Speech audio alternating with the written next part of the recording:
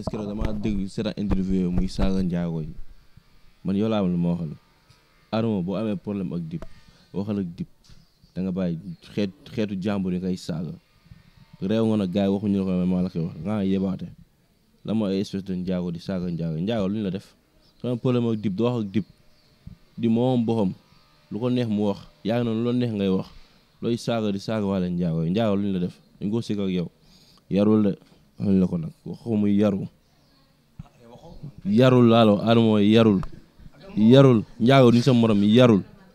dafa réew bu waxee muy saaga xeet boo saaga njaagoy saaga sa xeet nag fu muy mujjee Sénégal dañuy ku nekk day saaga di xeetu jàmbur yarul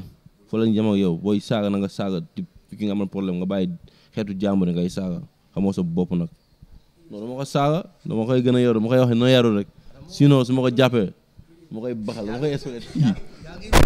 dama koy expecté su ma ko jàppee nee naa ko gis nga bu dof loo bu ñëwee Sénégal fu mu dugg naa fa dugg dama koy loxati ba jàpp ko gis nga gars yi ñu koy panti patee muy ree dama ko Pawlish lu mu la def lu ëpp loolu laa lay def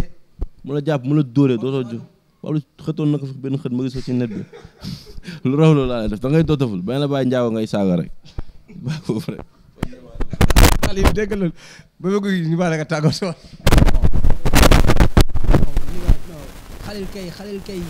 Xalil tàggatoo bu ma de xam naa ni moom émission bi xaajagul soo li ma wax dafa jox pour ñu wax ak Adamo garaawul man du ma la fe man gis naa ci sam bopp te xam naa ni am na ñoo xam ne dañ siy gis seen bopp bu fekkente Dip da la def dara nga wax ak moom personnellement nga xam ne Dip ngay waxal mais am na yenn yoo xamante ni moo yoo xam ne boo ko génnee dugal ko si yeneen domaines yi rek da ngay saltel yeneen diine wala dara mais jàpp naa ni loolu muy wax noonu la ko war a bàyyi ay njaago yi lay def lii lay def non yaag Dip la di jënti leen ko yaag Dip te Dip am na droit far ni da ngay far ñun topp ñu kenn